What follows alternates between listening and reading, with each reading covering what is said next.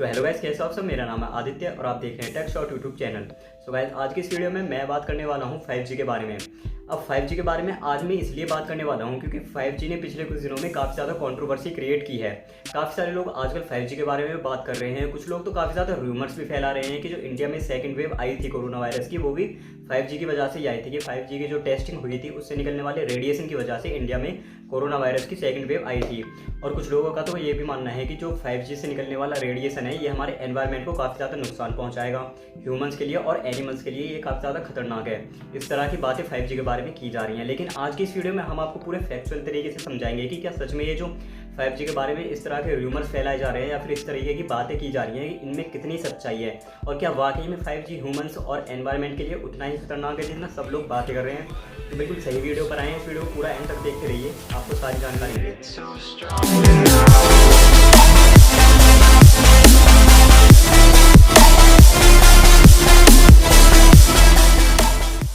तो वीडियो में आगे बढ़ने से पहले मैं आपको थोड़ा एक्सप्लेन करने की कोशिश करता हूँ कि आखिर ये 2G, 3G, 4G, 5G होते क्या हैं। तो ये बेसिकली कुछ नहीं होते हैं। बिल्कुल सिंपल लैंग्वेज में अगर मैं आपको बताऊँ तो ये खाली जनरेशन होती हैं, जैसे second generation, third generation, fourth generation, fifth generation.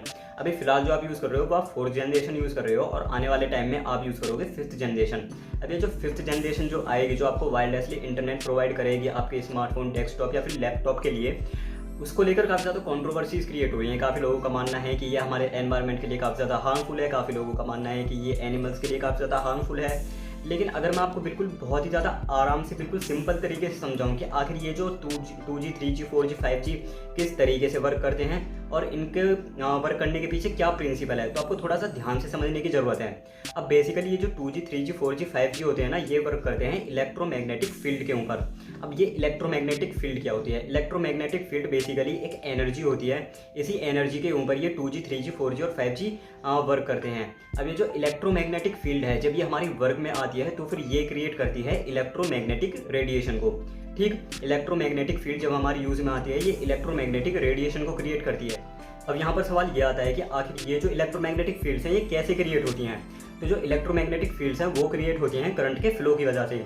जैसे जैसे आपका करंट फ्लो करता है वैसे वैसे आपकी इलेक्ट्रोमैग्नेटिक फील्ड्स क्रिएट होती जाती हैं और बाद में यही जो इलेक्ट्रोमैग्नेटिक फील्ड्स हैं ये इलेक्ट्रोमैग्नेटिक रेडिएशन को क्रिएट करती हैं। अब ये जो इलेक्ट्रोमैग्नेटिक रेडिएशन है ये एग्जिस्ट करता है स्पेक्ट्रम के रूप में, जिसे हम अमूमन तौर पर हर्ट्ज भी जानते हैं, जो कि डिफाइन किया जाता है वेवलेंथ और फ्रीक्वेंसी के द्वारा। आपने 12th क्लास की फिजिक्स में पढ़ा होगा, जो फ्रीक्वेंसी की यूनिट होती है वो हर्ट्ज होती है, जिसे हम अमूमन तौर पर स्पेक्ट्रम के रूप में भी जानते हैं। अब ये जो इलेक्ट्रोमैग्नेटिक रेडिएशन है ये एग्जिस्ट करता है स्पेक्ट्रम के रूप में। ठीक, इसकी ये यूनिट होती है, मेजर यूनिट इसको आप मान सकते हो। अब जो आपके घर के अंदर इलेक्ट्रिसिटी आती है, जो आपके घर की पावर सप्लाई है, जो पावर लाइन है आपके घर की, जो पावर आप अपने इलेक्ट्रिकल अप्लायंसेस के अंदर यूज़ करते हो, उसकी जो यूनिट होती है, उसके करंट की जो यूनिट होती है, यानी कि फ्रीक्वेंसी जो होती है वो होती है 50 to 60 हर्ट्ज के बीच में। और ये जो 50 to 60 हर्ट्ज की जो फ्रीक्वेंसी आपके पावर सप्लाई यूज़ कर रही है आपके इलेक्ट्रिकल अप्लायंसेस के अंदर, ये अमूमन तौर पर बहुत ही ज़्यादा कम होती है। इसकी वजह से आपका जो इलेक्ट्रिकल अप्लायंसेस है वो इलेक्ट्रोमैग्नेटिक फील्ड्स को जनरेट नहीं कर पाता, और जब इलेक्ट्रोमैग्नेटिक फील्ड्स ही जनरेट नहीं होंगी तो फिर आपका इलेक्ट्रोमैग्नेटिक रेडिएशन भी क्रिएट नहीं होगा। तो सबसे आसान भाषा में अगर मैं आपको समझाऊं तो फ्रीक्वेंसी की जो सबसे छोटी यूनिट होती है वो होती है हर्ट्ज। लेकिन इसी सबसे छोटी यूनिट को जब हम बहुत सी ज़्यादा क्वांटिटी में एक साथ मिला देते हैं, बेसिकली जब हम हर्ट्ज को बहुत ही ज़्यादा क्वांटिटी में एक साथ मिला देते हैं तो फिर ये क्रिएट करती है मेगाहर्ट्ज, गीगाहर्ट्ज और टेट्राहर्ट्ज को। अब ये गीगाहर्ट्ज, मेगाहर्ट्ज और जो टेट्राहर्ट्ज होती हैं ये यूज़ किए जाते हैं radio wave, microwave, infrared radiation. कुछ विजिबल लाइट्स ऐसी होती हैं जो कि मेगाहर्ट्ज, गीगाहर्ट्ज और टेट्राहर्ट्ज की फ्रीक्वेंसी के ऊपर वर्क करती हैं। अब जो कि ये गीगाहर्ट्ज, मेगाहर्ट्ज और जो टेट्राहर्ट्ज की फ्रीक्वेंसी है ये थोड़ी सी ज़्यादा पावरफुल होती है नॉर्मल हर्ट्ज से, अगर आप इसे कंपेयर करते हैं तो फिर इससे निकलने वाली जो इलेक्ट्रिक फील्ड है, इलेक्ट्रोमैग्नेटिक फील्ड है, वो थोड़ी सी ज़्यादा पावरफुल होती है। तो जाहिर सी बात है कि जब इलेक्ट्रोमैग्नेटिक फील्ड जो है वो इनकी थोड़ी सी ज़्यादा पावरफुल होगी तो फिर इनसे निकलने वाला जो रेडिएशन है वो भी थोड़ा सा ज़्यादा पावरफुल होगा। तो बेसिकली जो मेगाहर्ट्ज, गीगाहर्ट्ज और टेट्राहर्ट्ज होती हैं इनके ऊपर भी कुछ फ्रीक्वेंसीज होती हैं, जैसे पेंटाहर्ट्ज, एक्सोहर्ट्ज। अब ये जो फ्रीक्वेंसीज हैं ये यूज़ की जाती हैं एक्स रेज और गामा रेज में। अब इनके बारे में वैसे हम डिटेल में ज़्यादा बात नहीं करेंगे क्योंकि एक्स रेज और गामा रेज जो होती हैं वो बेसिकली ज़्यादातर इंडस्ट्रियल यूज़ में काम आती हैं, कोई पब्लिक यूज़ इनका उतना ज़्यादा रहता नहीं है। लेकिन फिर भी मैं आपको बताऊं कि ये जो एक्स रेज और गामा रेज में जो फ्रीक्वेंसी यूज़ होती है पेटाहर्ट्ज और एक्सोहर्ट्ज, ये आयोनाइजिंग रेडिएशन को एमिट करती हैं जो काफ़ी ज़्यादा डेंजरस होता है। इसी की वजह से हमारे DNA में म्यूटेशन कॉज हो जाता है। लेकिन हमें यहाँ पर बात करनी होगी नॉन यूनाइजिंग रेडिएशन के बारे में, जो कि मैंने अभी आपको बीच में बताया था, जो कि मेगाहर्ट्ज, गीगाहर्ट्ज और टेट्राहर्ट्ज की वजह से एमिट हो रहा था। अब ये जो मेगाहर्ट्ज, गीगाहर्ट्ज और टेट्राहर्ट्ज की जो फ्रीक्वेंसी है, मैंने आपको शुरू में ही बताया था, ये यूज़ होती है रेडियो वेव के अंदर। अब यहाँ पर हमें थोड़ी सी बात करनी होगी एक बार फिर से रेडियो वेव के बारे में। अब ये जो रेडियो वेव है ये कहाँ कहाँ यूज़ होती है। अब रेडियो वेव यूज़ होती है हमारे स्मार्टफोन्स, टैबलेट, जो हमारे टीवी होते हैं, जो टीवी के एंटीनाज होते हैं, उनसे जो वेव निकलती है वो रेडियो वेव होती है, जिसे हम रेडियो फ्रिक्वेंसी के नाम से भी जानते हैं। अब ये जो रेडियो फ्रिक्वेंसी या फिर रेडियो वेव होती है ये क्रिएट करती है radio frequency electromagnetic field, radio frequency electromagnetic field. ठीक, अब ये जो रेडियो फ्रिक्वेंसी इलेक्ट्रोमैग्नेटिक फील्ड है, मैंने आपको थोड़ी देर पहले ही बताया था, इसकी वजह से नॉन यूनाइजिंग रेडिएशन क्रिएट होता है। अब ये जो नॉन यूनाइजिंग रेडिएशन जो होता है, इससे क्या होता है कि जब कोई भी ह्यूमन बीइंग या फिर कोई भी एनिमल काफ़ी ज़्यादा टाइम तक इस नॉन यूनाइजिंग रेडिएशन के कांटेक्ट में आता है, या फिर बहुत ही ज़्यादा क्वांटिटी में किसी पर्सन को नॉन यूनाइजिंग रेडिएशन से एक्सपोज किया जाता है, तो उसकी बॉडी का टेम्परेचर एकदम से बढ़ जाता है और जो टिश्यूज़ हैं वो डैमेज हो जाती हैं।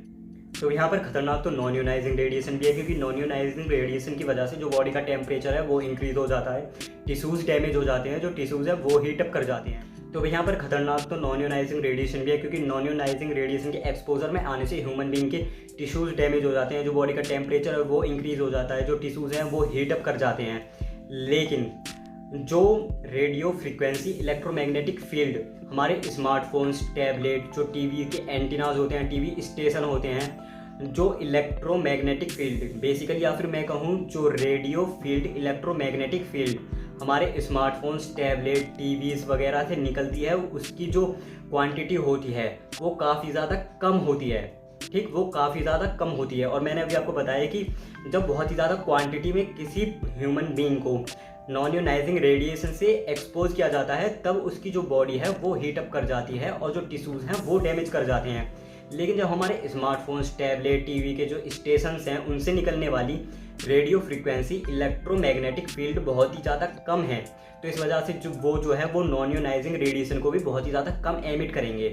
तो इससे होने वाला जो नुकसान है ह्यूमन बीइंग के लिए वो काफ़ी ज़्यादा कम है।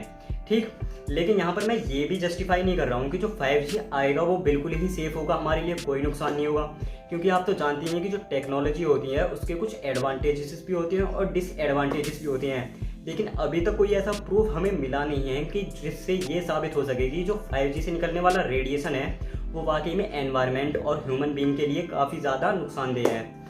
तो गाइज इतना ही था इस वीडियो में। उम्मीद करता हूँ ये वीडियो आपको अच्छी लगी होगी और इन्फॉर्मेटिव लगी होगी, और आप इस वीडियो को अपने फ्रेंड्स के साथ में भी शेयर कर सकते हैं, क्योंकि ये टॉपिक थोड़ा ऐसा है कि जिससे अवेयरनेस जितनी ज़्यादा लोगों के बीच में क्रिएट होगी उतना ही ज़्यादा फ़ायदा होगा।